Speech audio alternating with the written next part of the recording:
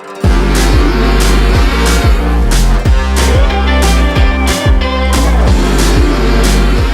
right, everybody, welcome back to the Renown Leadership Podcast. I'm your host, Stephen Morris. And before we get started today, I just want to remind y'all that New Year's is right around the corner. It's literally like 3 weeks away. And before the New Year's gets here, you need to be prepared for the next year. I'm sure you all are tired of setting New Year's resolutions that don't even see February. I understand why, and I have the solution. It's the same system I've been using for 20 plus years, and I would be happy to teach it to you. Head over to renownleadership.com/goals. Check it out and get registered, and I will see you all the second Monday of January, and we will start crushing the year with goals that actually work, not stupid New Year's resolutions that don't see the light of day. So with that being said, let's go ahead and move on to the episode. Here we go.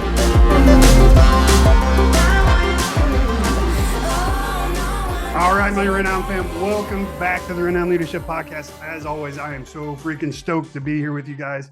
And today, as always, I never let you down. I always bring you the best guests in the world. And today, I got a superhero, just a rock star in the business game, an entrepreneurship game. Today, I got you, Mr. Michael George, hailing from Ontario. Montreal. Close. I was close. Very close, yeah. A little bit. How you doing, Michael? What's up, man? I'm great. How are you? I am fantastic. So before we get started, go ahead and introduce yourself with your bio a little bit. Tell people about what you got going on. All right. So I'm Michael, right? I'm Michael George. I'm 24 years old. I look very old. I know that. You don't look a day over 40. Yeah, I'm 24, so it's like almost double my age. Thank you. No, I'm messing with you. You look good, bro.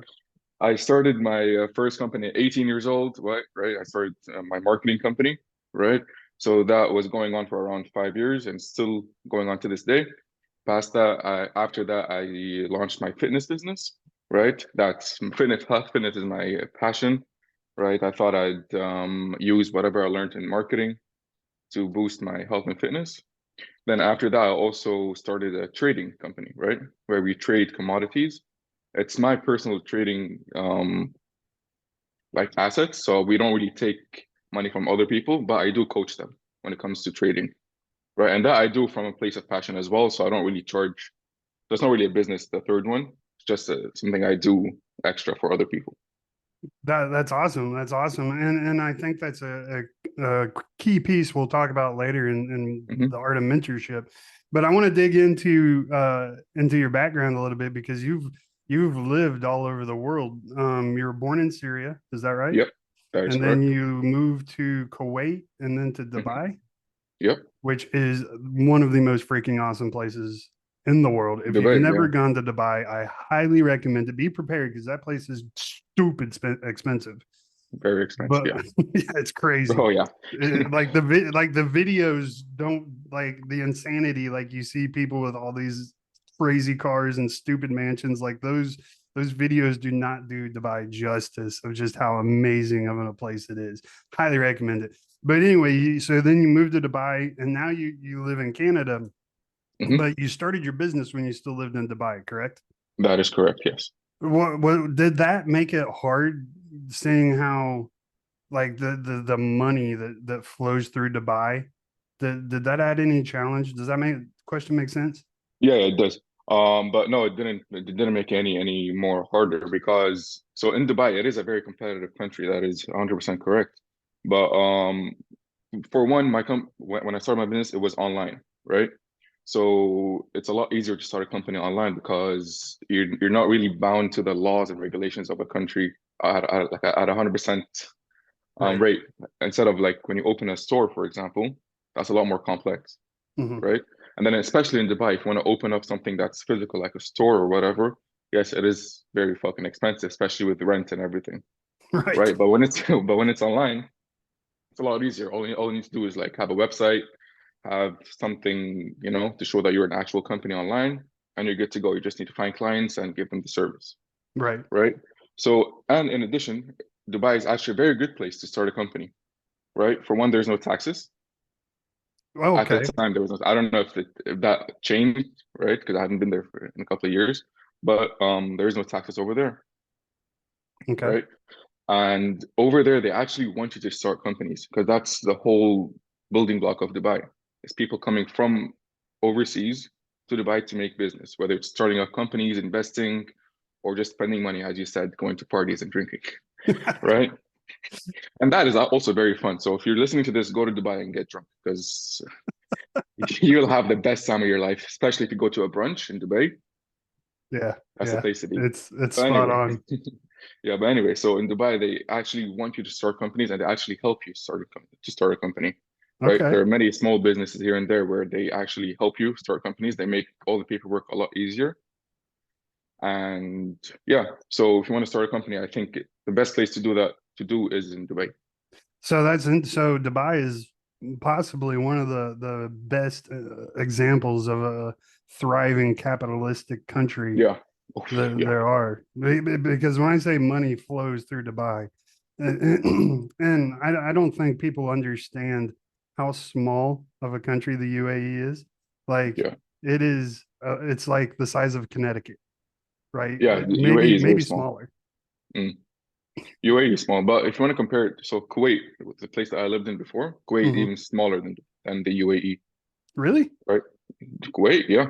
I Kuwait's didn't very realize small. that. I've been there too. Yeah, I didn't realize it was smaller though. it is small, but the issue with Kuwait is that it's the exact opposite of Dubai. Right. Kuwait, they have so much money, a lot of money, but none of it comes from abroad. It's all because of the oil that they have, right? So because of that, they don't want people from the outside to take advantage of the country. So what they do is they make it even harder on people to start businesses. Mm, The regulations are a lot more strict. Paperwork is insanely strict as well. There's a lot of paperwork that needs to be done, even if you've been in business for years. Like for example, my family in Kuwait, they started their businesses like a long time, like over 50, 60 years ago, right? And to this day, we still struggle with paperwork. So it wow. doesn't get easier with time. No. Wow. I didn't And realize that. yeah, it's strict. But the good thing about Kuwait is that if you are working in Kuwait, you earn Kuwaiti dinars, which, as you know, it is the strongest currency in the Yeah. world.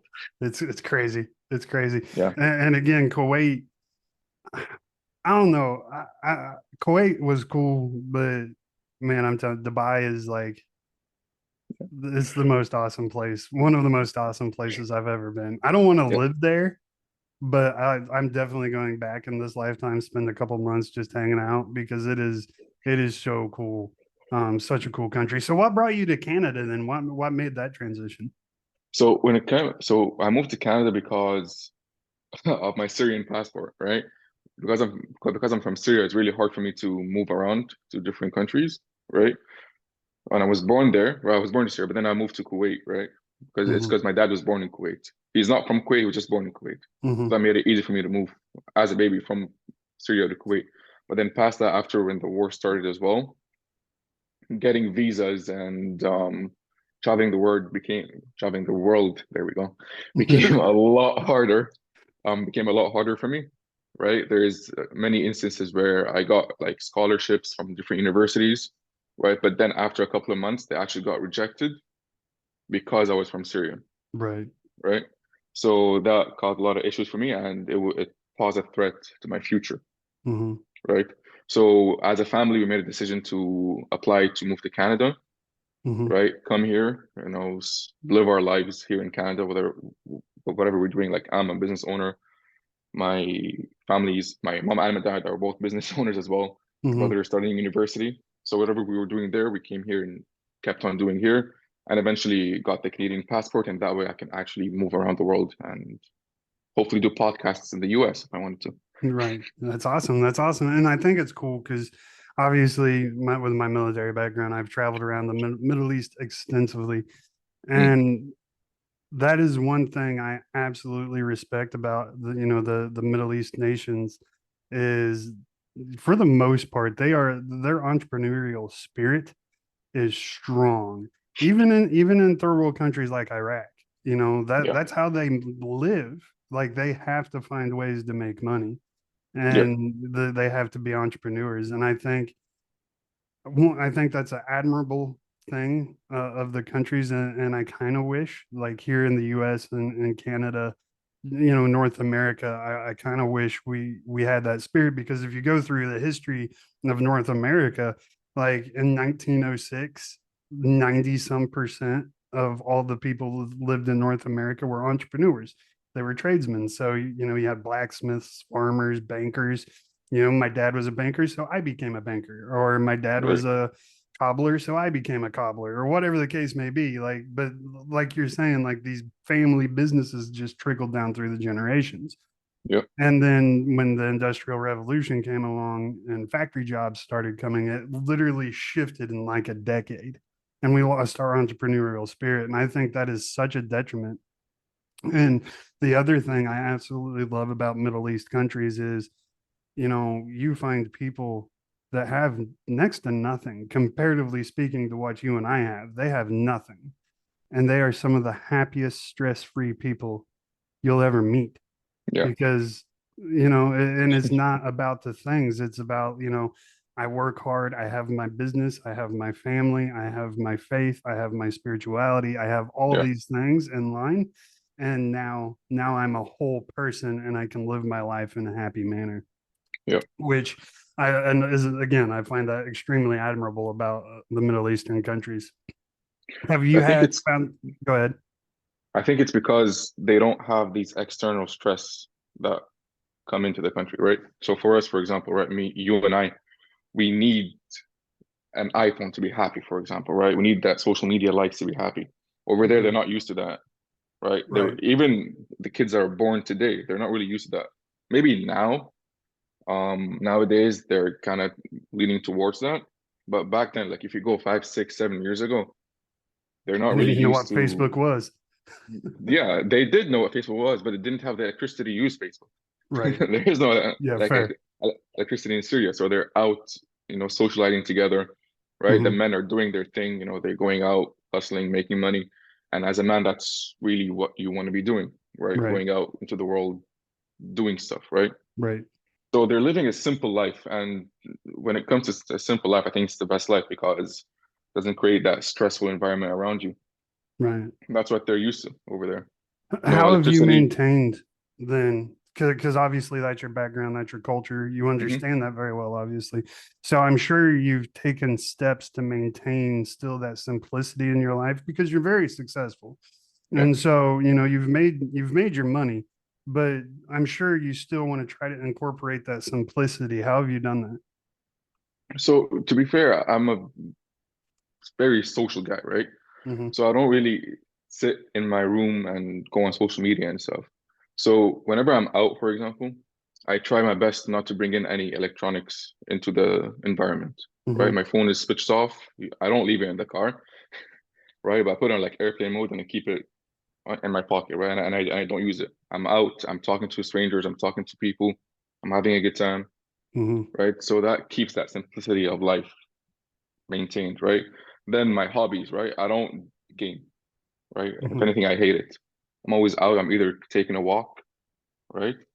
I'm doing outdoor activities, playing soccer, at the gym, meeting people, right? That's what I do. I'd much rather be out in the world, right?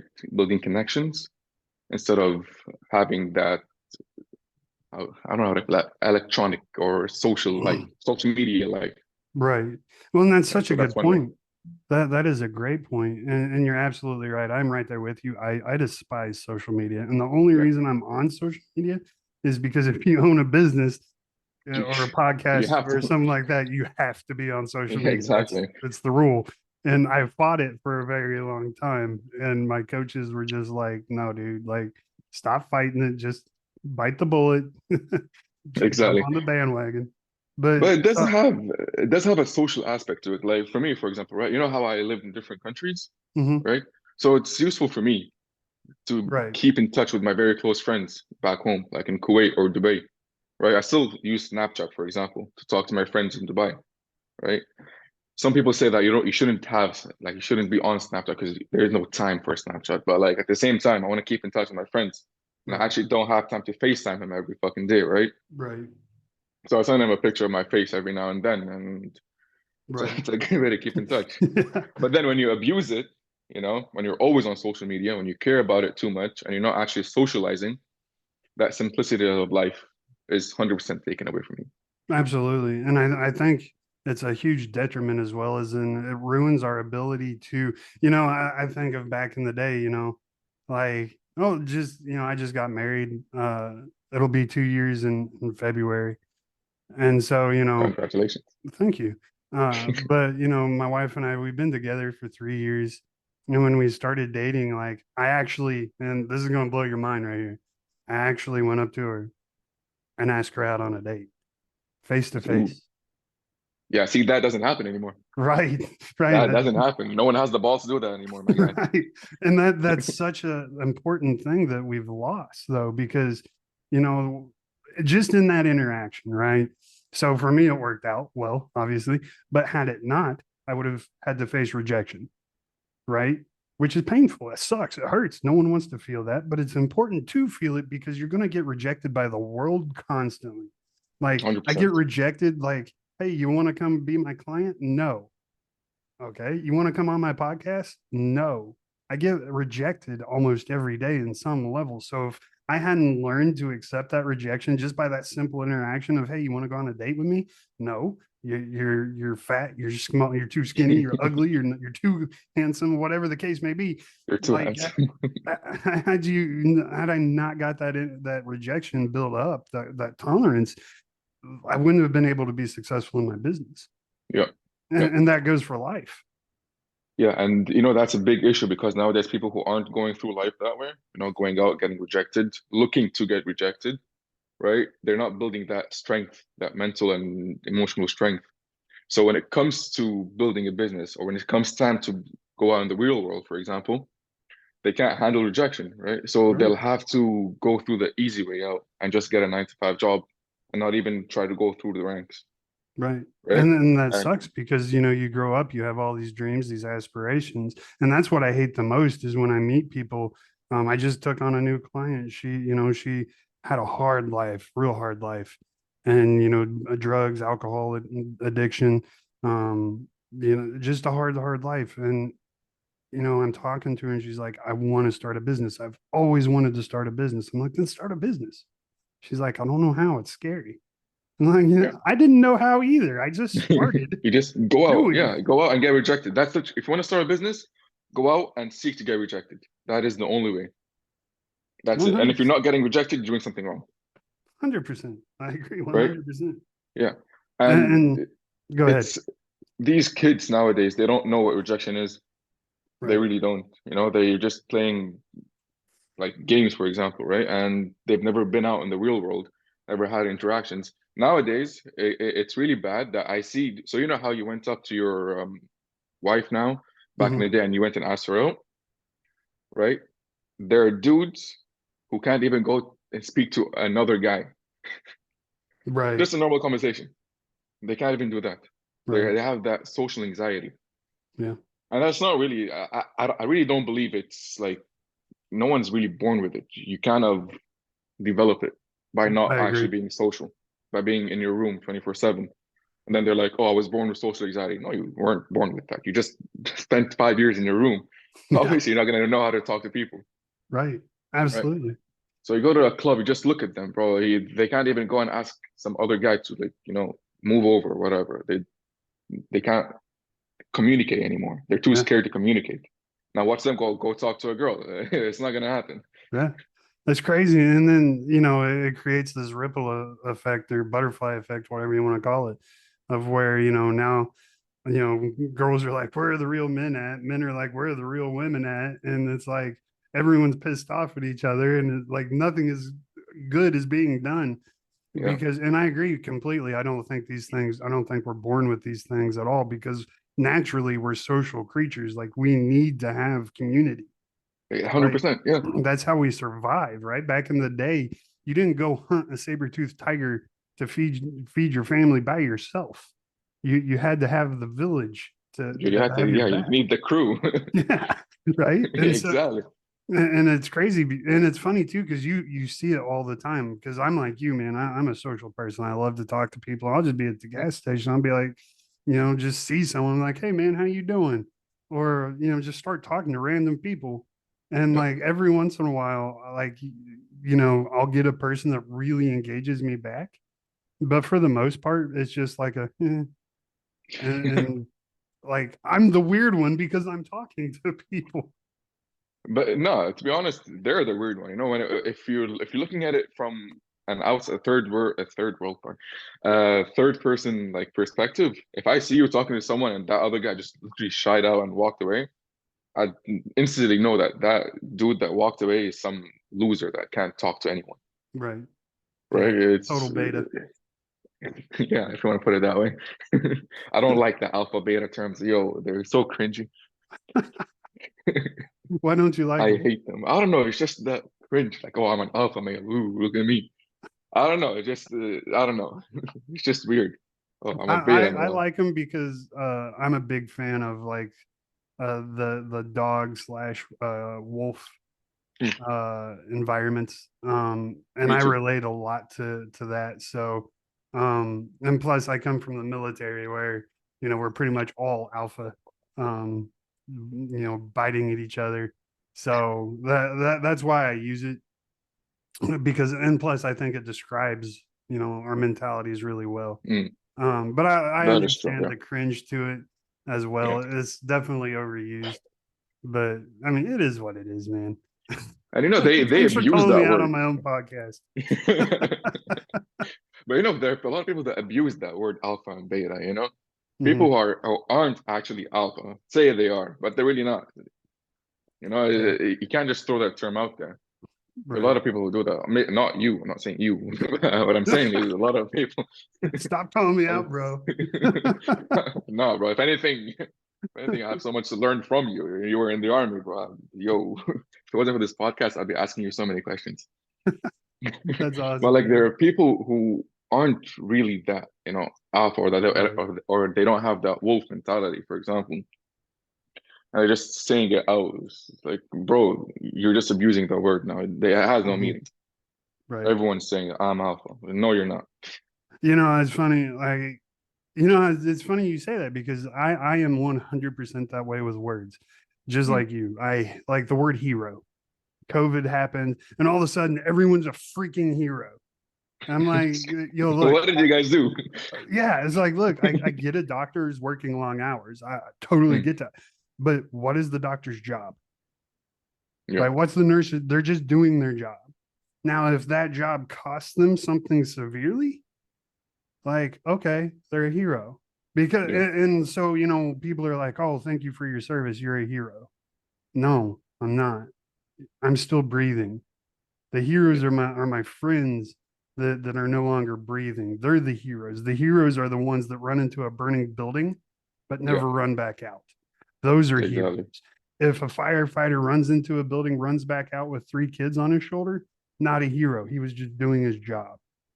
And Yeah. I feel like that's the big difference is we've abused that word and applied it to so many things. Now it's lost its value and Hmm. everyone's a freaking hero.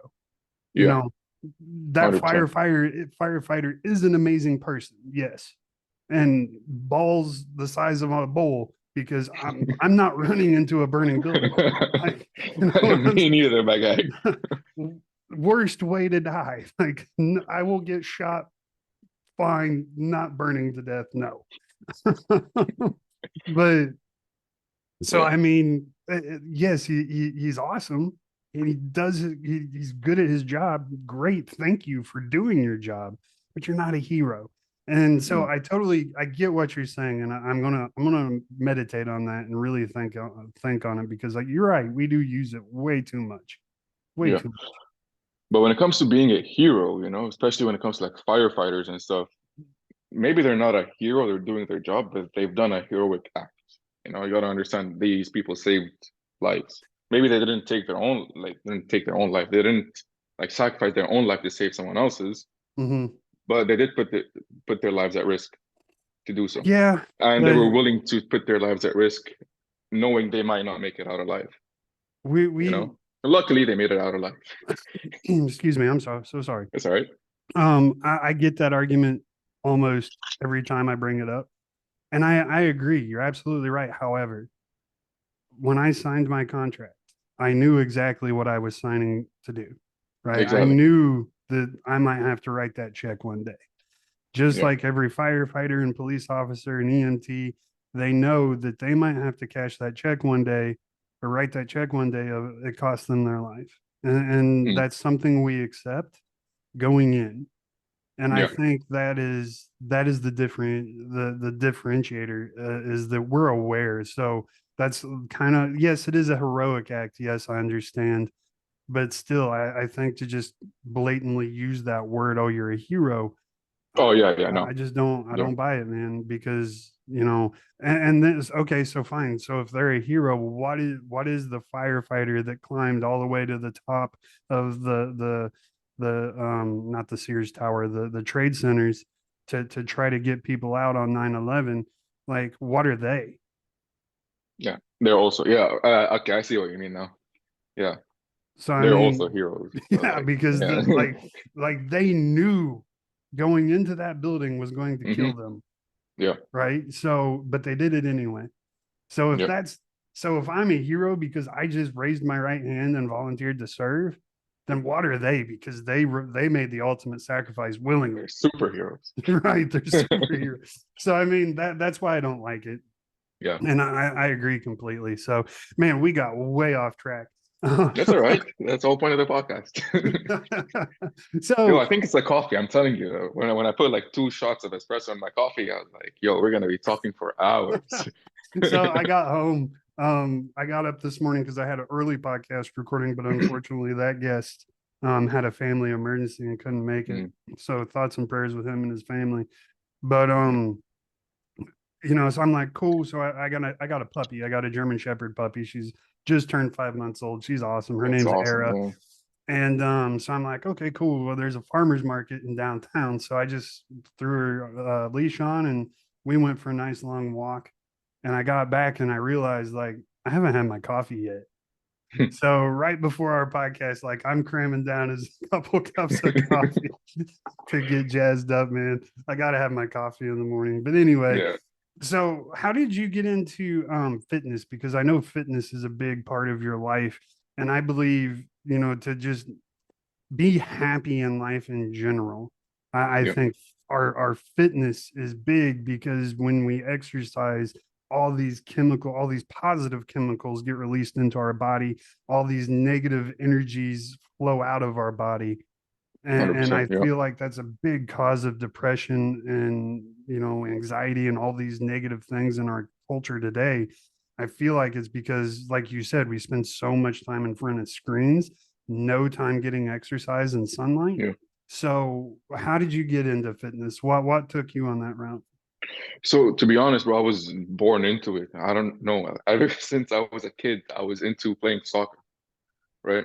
By the age of what, 9, I was traveling from Kuwait to Egypt to like around the Middle East to compete. So Nice. ever since I was a kid, I was an athlete. And I think no, I think it was because I was an outdoor child. I was born in like 98, right? So in the early 2000s, there wasn't technology. So me and my friends used to be out playing soccer in the streets, Hmm. riding bikes, causing problems, right? So ever since I was a kid, I was playing soccer. I was active. I was an active child. And I believe being an active child kind of automatically gets you on that health and fitness path. Hmm. If I'm not, maybe, yeah. No, I can, because that's what happened to me, right? I was Hmm. an active child. I wasn't playing games when I was a kid. I was most of my time I was out with my friends. And yeah, from there on, I started competing when I was 9 years old. I was playing for my school team at the time, and my school used to make us travel to compete with other schools around the Middle East, which kind of built my confidence as well. Hmm. Then from there, um, one of my friends got me into lifting weights by the age of like 15 years old. Nice. And in Kuwait, back home, their gyms aren't strict. If you pay the money, you'll get in, Yeah. right? So by 15, I was lifting weights. And yeah, ever since then, I was lifting weights, playing soccer. I dislocated my knee. So I stopped playing soccer, focused on my boxing. And yeah, How'd you get into so boxing? I've always liked fighting, to be honest with Yeah. you. Um, how I got into boxing. So when I was younger, I was training MMA at the time, right? Then when I left Kuwait to go to Dubai, I joined the UFC gym. Okay. And one of my coaches saw me train MMA, and he was like, "Bro, just focus on boxing because you're a really good puncher. Hmm. Focus on that." And I was like, "All right, cool." So that's what I did. My coach told me to just drop MMA and just focus on boxing because that's what I was really good at. I was good at moving my head, Right, blocking. right. Footwork. Yeah, because of soccer, my footwork was insane, Right. That's right? awesome. But then afterward, I dislocated my knee, but it didn't really affect my boxing. At the time, I was doing it as a hobby. I wasn't doing it to compete, Hmm. right? So when I dislocated my knee playing soccer, I moved here. I played semi-pro here, and fuck that knee up, my right knee. I was like, all right, fuck it. Soccer is completely out the picture. Let me focus and try to do something with boxing. Right. But you still play just for fun, right? Soccer. Soccer, yeah, yeah, yeah. But Yeah. I can't keep the same pace as I used to. Right. You can't compete Yeah, professionally. no, I totally understand that. Do semi-pro, you yeah. do anything else besides boxing, like BJJ or No, anything? for fun, yeah. But like my brother, he does it to compete. Um, Really? the jiu-jitsu, yeah, and wrestling. For me, Okay, I just that's do it for awesome. fun. I do it like once a month, twice a month. I But it's love BJJ. mostly I love fun. wrestling too. I'm just not good at wrestling. But Yeah, BJJ is awesome. It is BJJ one is of the really good for you because it's good for self-defense. Mhm. But the issue is that if you're using a street fight, you're letting your opponent come way too close to you. Yeah, yeah, So if you want to use BJJ, you better finish that fight very quickly. Like right. break his fucking arm as soon as you can. Because past that, it'll get messy.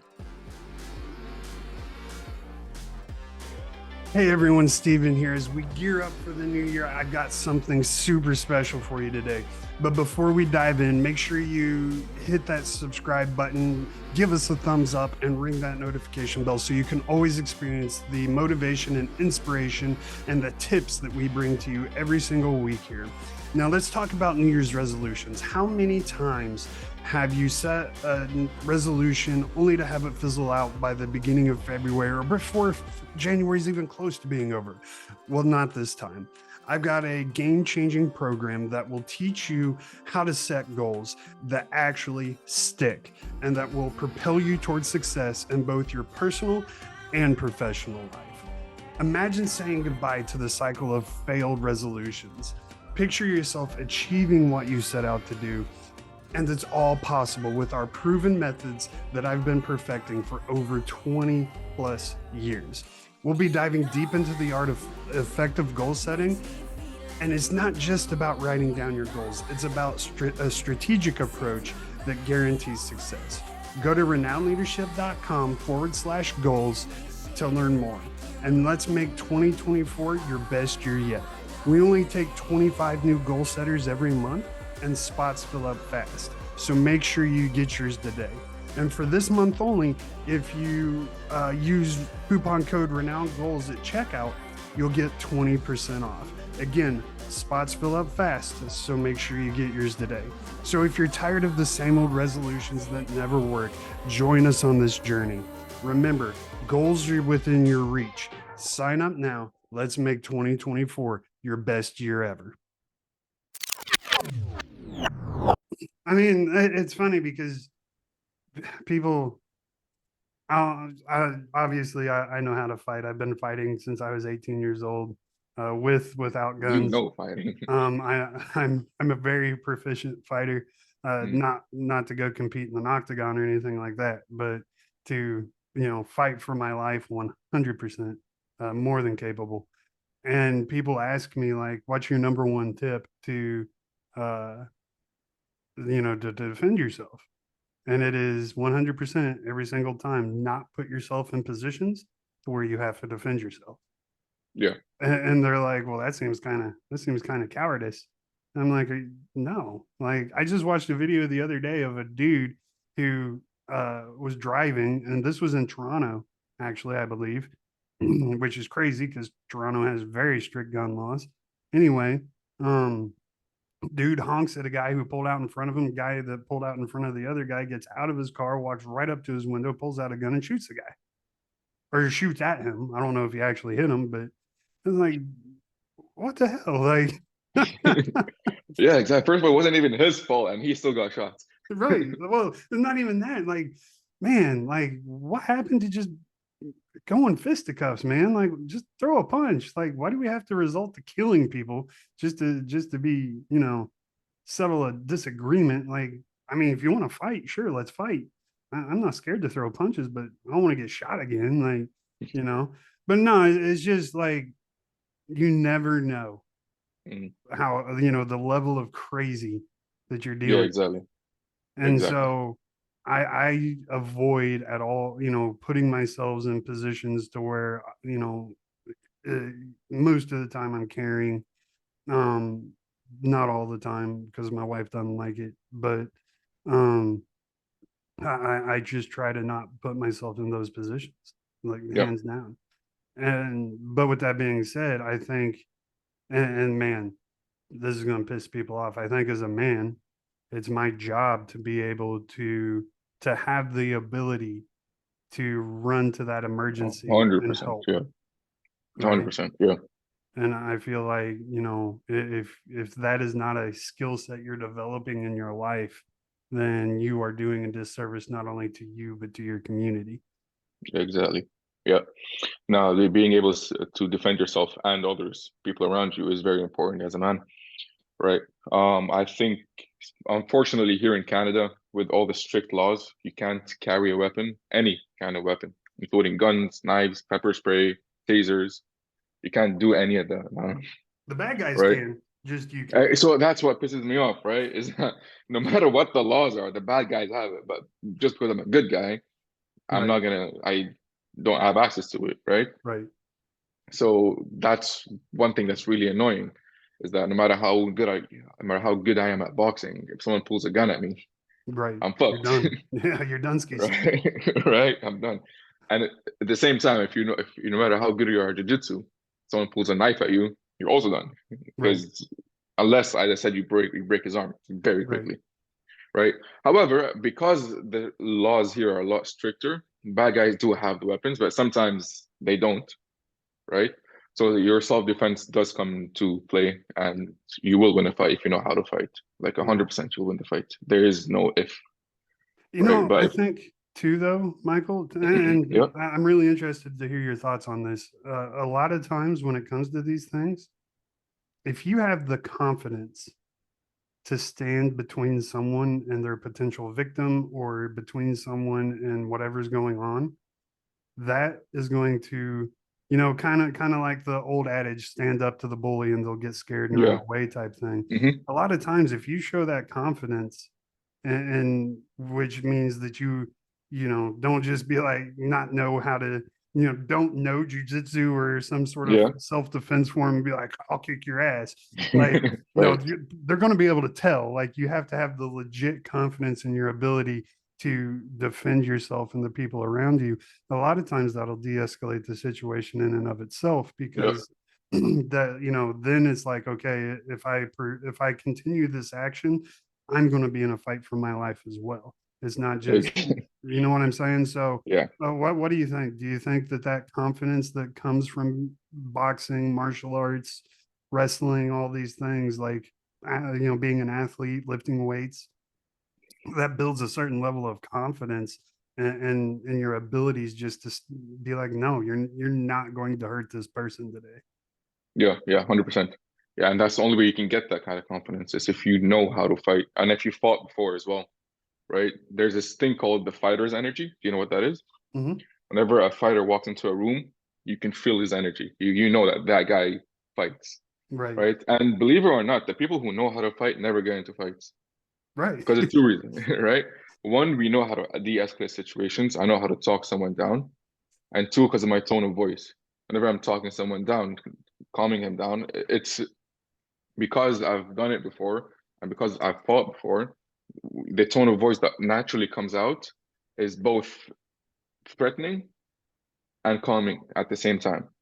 So Mm-hmm. I'm calming him down. At the same time, he knows that if he doesn't calm down, he's gonna kill. He's gonna get killed, Mm-hmm. right?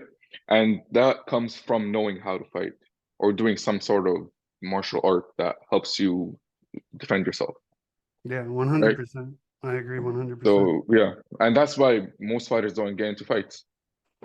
It's because for one, you know, you're coming from a place of power, right? Mm-hmm. And people get angry because they feel weak, Mm-hmm.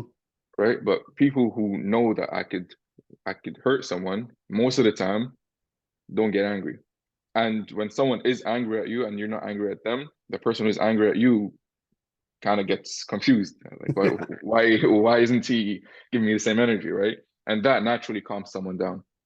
That is such a powerful statement because I actually just made, I think it was today or maybe it was yesterday, a LinkedIn post about, leaders are the calm in the storm, Yeah, right? And, 100%. and that's so true. Just, you know, there's so much power in a smile. Like I Yeah, can't, like I had a woman raging on me, just some random woman, and I just looked at her and smiled.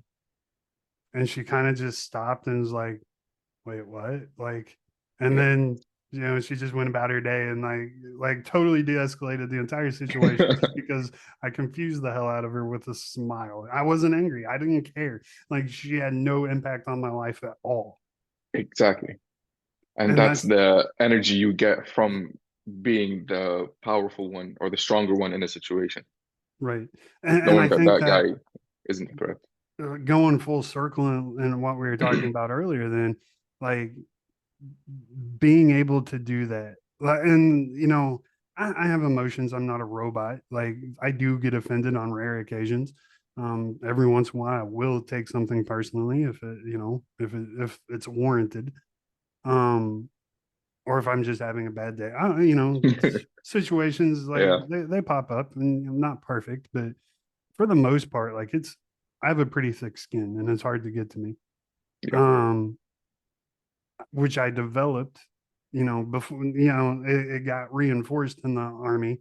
But I had a thick skin from playing football and wrestling and baseball and track, and, getting all that rejection that we talked about earlier, build up a thick And skin and competing as learn well.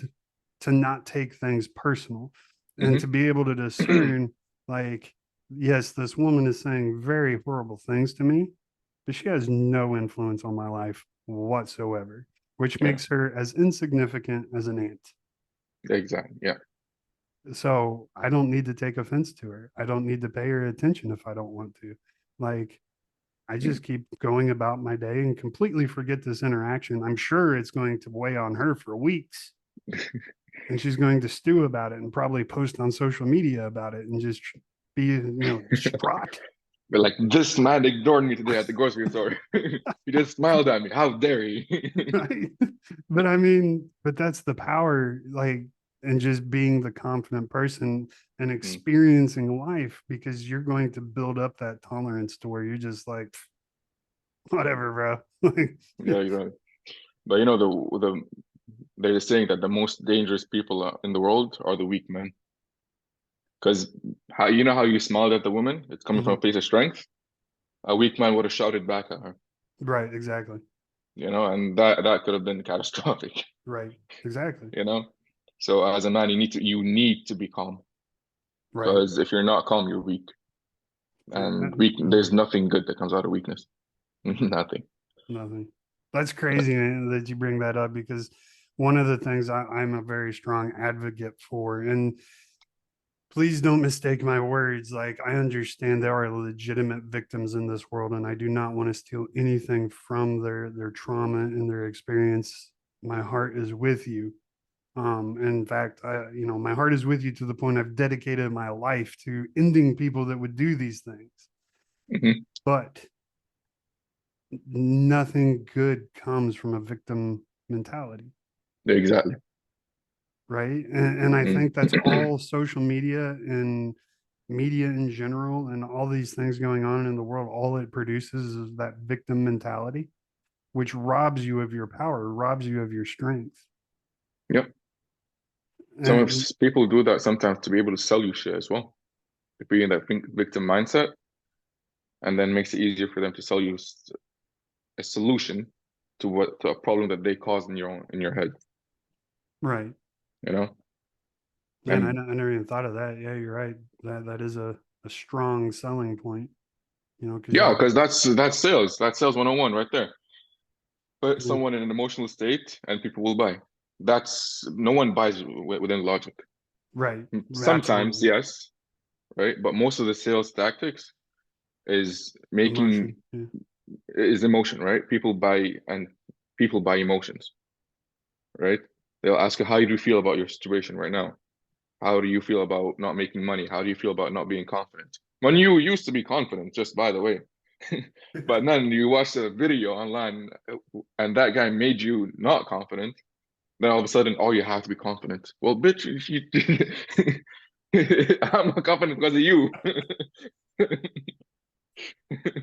And it's funny too, because like when you get on those sales calls and like me being I'm sure it's the same for you being a confident person and them not being able to shake that emotion Yeah. of feeling, weak. Like you can always tell that when they're not as good of a salesman as they think they are, and it just Mm, totally rocks their world because they're not prepared to deal with exactly. someone that can't operate out of that emotion. And then they'll be like, oh, I guess we're not a good fit for each other at this time.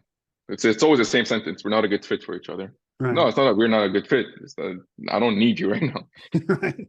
And well, I mean, and it's funny too, because sometimes it's like, oh yeah, this is a cool product, but I'm just not into it because you're kind of a douche and you're trying to Exactly. Yeah. put me in an emotional state and I don't want to go there. Mm, So I'm not letting it happen. And you don't know how to operate not in that sphere. So yeah. no, this deal isn't going to happen just because you're an idiot and you can't sell. Exactly. Yeah. So I mean, totally. So we're running out of time, and we didn't We cover are any of the questions I wanted to ask. So we're gonna 54 force minutes you. already. Yeah, it's 45 minutes, bro. So 54 one of minutes, the not even things I 45. do what? It's been 54 minutes, I Yeah, think. yeah. We've been recording for 45. So I want to talk about mentorship because this All is right, cool. something when I was researching you, something you're big on, and you touched on it a little bit in the beginning. Like when it comes to your trading business and things like that, like you're big on just teaching and mentoring Yeah. people the stock market and things like because and I'll be honest, like I just recently got into the stock market about a year and a half ago. And before I got into it, I was like, oh, it's scary. It's a scary place because and let me give you Wall Street's tactic here. They created a language that is confusing to people that don't understand the language. Yeah. 100%. And the reason they did that was to scare people out of jumping into the market and making money, right? They kind of wanted an exclusive club, if you will, or at least they did back in the day. And so like that language, once you get past that language and learn the terminology, like the puts, like what, I remember what the hell's a put?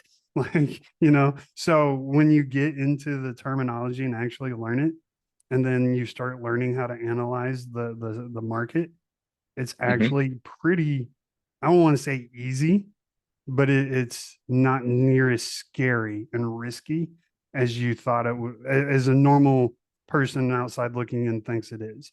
You got to be careful. Don't get me wrong. I am not saying it's I easy. I'm was not about to say saying you're that. going to get rich quick. I'm not promoting any of that nonsense, but Hmm. it's not as scary because it's like, oh, wait, I can make very calculated decisions. And as long as I'm fully understanding of what's going on, and trust me, I've lost money. Like, I'm not saying that, I'm just saying it's not near as scary. Yeah. When you understand the stock market and how everything works, it is not scary. The reason why it's scary is that people see all these graphs and also all these numbers and they get overwhelmed. They don't understand what ATR is. They don't understand what RIS is, RSI is, sorry. Mhm.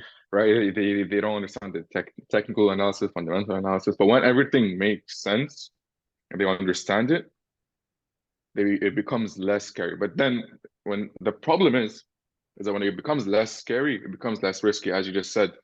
Hmm. And you made a good point that when it, trading, especially stock market, crypto, forex, commodities, whatever it is, they're all the same almost. But when something becomes less risky, that's when the problems start, When you make mistakes, because right? that's when you make mistakes, and that's when you take trades that you shouldn't be taking. Right. Stock market is like not even that big of a deal, because the stock market, there isn't much of a leverage. Let me just explain what leverage is. Leverage in the markets is when a brokerage gives you more money than you have to be able to make more money, right? There's some brokers who would give you 1 to 100 leverage, right? So every dollar you put in, they'll add 100 to it, right? And that's with Forex. I don't know about crypto and commodities, right? These brokerages do that. On the stock market, it's not much of it. There isn't much of a leverage over there. So stock market is less risky, but you also don't want to be fucking around too much, because you can lose money very quickly, Hmm. right? You can learn all the skills you need to trade, right? Technical analysis, fundamental analysis. Even you can get into a trade with all your analysis telling you that the stock's going to go one direction, then it'll still go the other direction, Right. right? It's not always 100%, just by the way. In order to be successful in the markets, you only need to be 60% correct. Right. Whoever tells you they're over 60% right is lying to you. There's no such thing. Warren Buffett is 55% correct most of the time. It's called your batting average, by the way. Warren Buffett And is like he's the most probably, successful of all time. He's the yeah, and Tom he's Brady of only trading. 55%. Yeah. And he's only right at 55% of the time. Okay, so when someone tells you, "Oh, I'm always right, 80% of the time I'm correct," they're lying. It's never the case. And the reason why you only need 60% of the time to be correct is because you need to master your risk management as well, Hmm. right? Whenever you lose small. Whenever you win big. Right. You can't win small and lose big, because then you're not making any money, even though you're 60% correct. Right. Absolutely. And so the mentor part of it, how uh did you have a mentor that brought you into like trading, and or did you Trading. just jump into it and like let's learn this? Yeah, so I didn't have a mentor. It's just that my family were traders since the beginning of whatever, right? My family were trading gold since like 1960s, 1950s. Okay, so it's kind of in my blood to be a Hmm. trader. And I I mean, it also sounds trade like gold, by the way. mentorship to me. It is, yeah. So it is kind of a type of mentorship. Not that when my dad, yeah, he mentored me directly, Hmm. right? He taught me stuff here and there, and I used to watch him trade as well. Matter of fact, when I was like what 5, 6 years old, when I was a kid, he'd go take a nap and make me look at the market. He'd be like, "Okay, wake me up when gold hits this price." And I'd wait for it, wait for it, wait for it. Then I'd go knock on his door. He'd be like, "Yo, it's the price." Then he'd make a phone call and buy or sell whatever he used to do. Right. So That's, in mentorship, in terms of that, yeah, I got mentorship from my father. Then past that, what I did was, at the beginning, I was stupid. I just went into the trading, not knowing anything. I lost a lot of money. hmm. In hindsight, it's not that much money, but at the time it was for me. Right. Then afterwards, I bought a course on stocks, right? The stock market. And I think, okay, so side note here, if you want to learn how to trade stocks, because it'll teach you everything, Hmm. right? So I bought the stock market trading course. I bought four actually. It was the introduction and then more advanced stuff. But at the introduction, they give you the technical analysis and then a little bit of fundamentals. Then the more advanced you go, the more fundamental it becomes. Hmm. More about the news, the balance sheets, cash flow statements, income statements, all these stuff. Then, with all the information that you got from the stock market, you can use a little bit of it and take it to crypto, for example. The only difference is that the fundamentals might change a little bit. In the stock market, it's more accounting.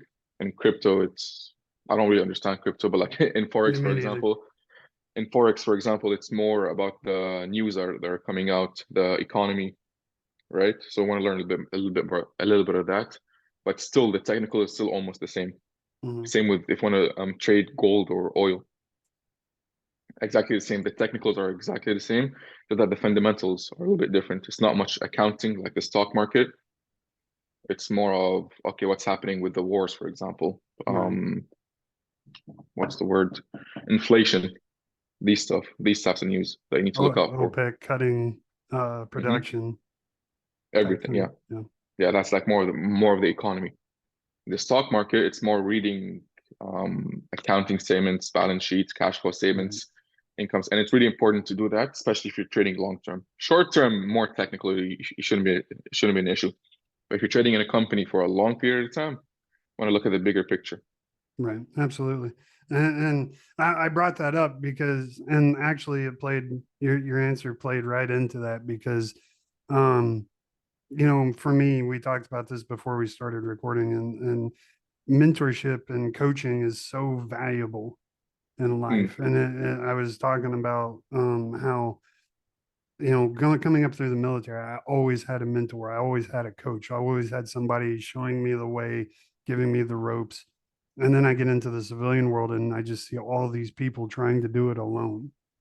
And it's like, yeah, man, that sucks because there's so much knowledge from, they don't even have to be older. They just have to be like one or two steps ahead of you in life where you're currently at, and yep, that mentorship is going to really be profound in your progression and your growth. 100%. And sometimes that's paid, sometimes you got to pay, and that's okay. People are like, I don't want to pay for a mentor. A mentor should be, nah, screw that, man. If I'm go approaching someone that's makes $25 million a year, like that's a busy person. Yeah. Like and I'm asking them to mentor me, like, there's got to be something in it for them. Oh yeah, 100%. And I'm totally willing to pay that person whatever they ask because, and from in my case, it was $30,000 for a year, which big paycheck for me. Yeah, But it's I expensive, mean, but it's worth it. no, totally. I learned so much in that year. It Mm, just, yeah, 100%. I'd write that check again if I had to. Easy. So I yep. mean, and then what's great is now I have that relationship with him where I can just call him up and be like, "Hey, bro, like I'm thinking about this. What do you think?" And now we have that personal relationship, and it's great. And so I highly encourage anyone in the sound of my voice. You need to have mentors, whether it's someone you pay or someone who just a lifelong friend, or family member, whatever. You need Yeah, that mentor to really coach and guide you through your life. yeah. Also, one big note is that if you get a mentor, make sure you're putting in the work because a mentor will get bored of you very fucking quickly. Because 100%. because I was a mentor for a couple of my friends, and I don't mind. Okay, so if someone asks me for help, I will help them. I don't care where they're at, what stage they are, right? Because I need help as well. So I know I'm not at the top of the food chain, right? You Mhm. know, I still have so much I need to learn. I'm not where I want to be yet. I'm still 24. I'm still making mistakes. I turn 25 next week, Happy but birthday. thank you. But I still have so much to learn. So I understand there are people who are still up and coming. So ask me for help, that's fine. But if you don't put in the work, don't Mhm. ask again. Yeah, Just 100%. do what I told you to do like last year, then come and complain. If you Right. didn't do what I told you, don't leave me alone, And then that right? leads into another can of worms of uh, we've gotten very lazy as a society. That's a whole other conversation. Like, man, That's I have so many friends that are like that. Okay, so I'm saying this when you're mentoring someone for free, because I believe mentors and coaches are different. A mentor is someone who would do it for free. hmm, A coach is someone you're paying, okay. right? Because a coach is a service. A mentor is Mhm. someone that cares about you and wants you to succeed. A mentor can be your father, a family friend, a friend, even someone you didn't really know in the past, and then he just wants you to succeed. So he'd be like, "All right, let me help you out, and I don't want anything in exchange." That's the Mhm. one mentoring you. A coach would be like, "All right, I'll mentor you." He'll put it under mentorship, but it's actually coaching Mhm. because you paid him for his time to coach you. Still That's good, still hire. Like I'm not saying it's a bad thing. Hire a coach. I need coaches. I hired coach. I hired so many coaches as well, right. right? But I also believe that mentors or coaches are separate. So whenever I agree, you're but I still mentoring, think you can pay a mentor. Like, if he asks for it, you can, but it'll be coaching under the name of mentorship. fair. That's fair. Fair. You Fair know, semantics. because ever since the beginning of time, when Mike Tyson had his mentor, for example, Mike Tyson never paid Customado to coach him. He was mentoring him. He didn't? Afterwards, no. At the beginning, no. Really? I didn't know that. Mike Tyson was almost homeless when he started boxing. I didn't know that. Yeah, that's why they Interesting. had this really strong relationship because the mother literally just walked up to him in the street like, "You're gonna be a famous boxer. Let's start training." Huh, And that's what happened. He became a man, famous boxer, and that was a mentor. That was someone who took him in and coached him for nothing in return. fair enough. Fair enough. Yeah. So We'll if leave it someone's there. coaching you for and asking nothing in return, put in the fucking work. Because I'm Absolutely. taking time out of my day to help you out, and you're not doing the work. Even if you It's, hire them, do the work, because otherwise you're just an idiot and wasting your money. yeah, but if you hired someone, they're forced to put up Well, with your true, bullshit. true. I'm just Yeah, saying, just do but the yeah, no, work in general.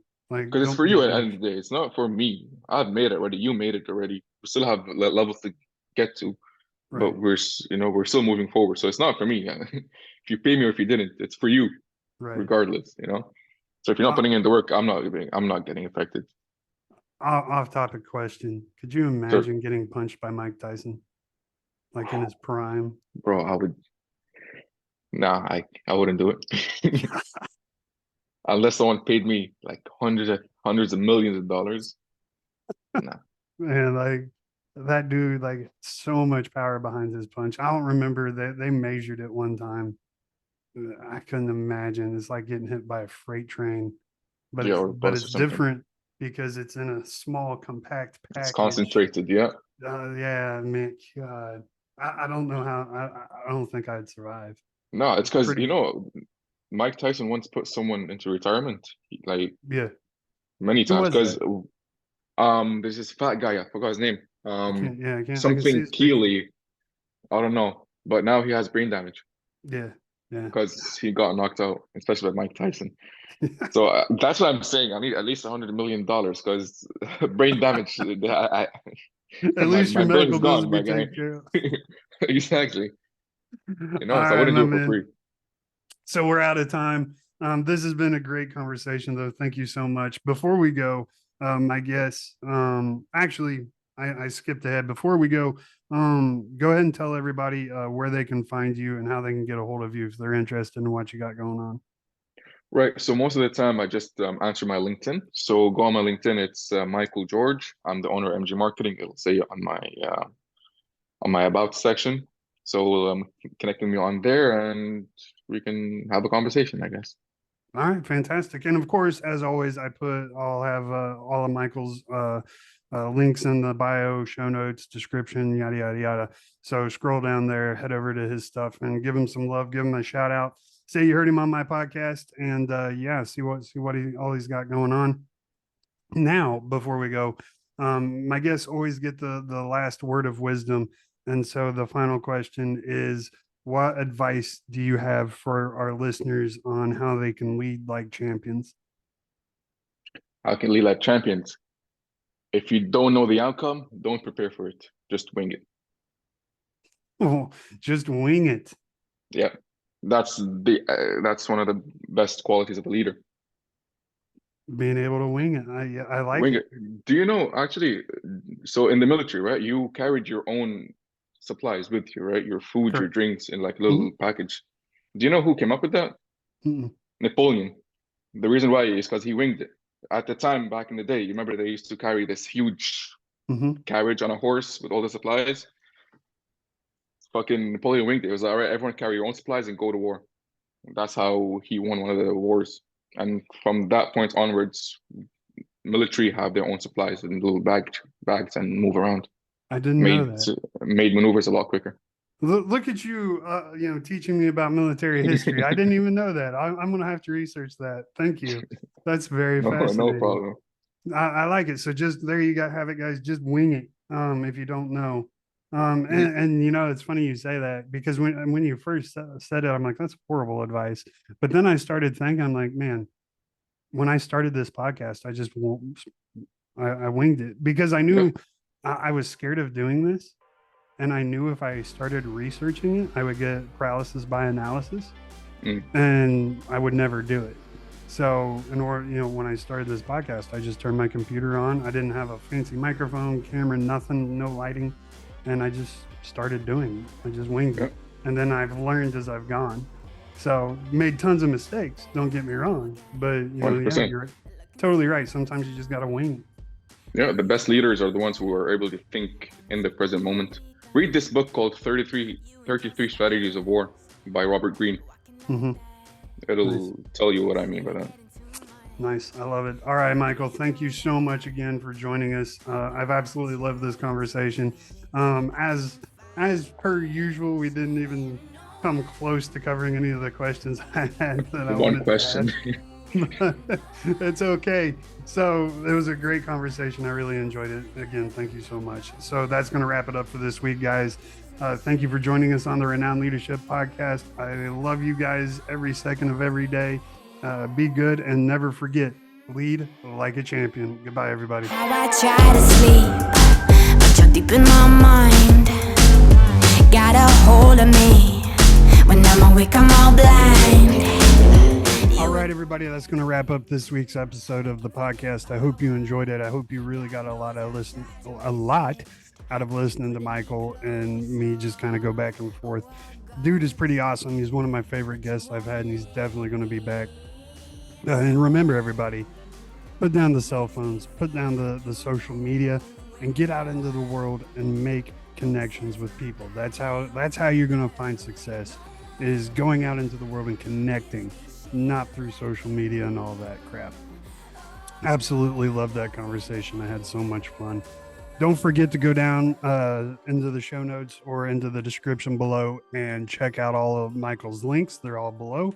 And then once you're done doing that, head over to renownleadership.com, check out what I got going on. And don't forget to go to renownleadership.com/goals and register for the Purposeful Success program I got going on that's going to really help you shape your goals for this year and propel yourself into success.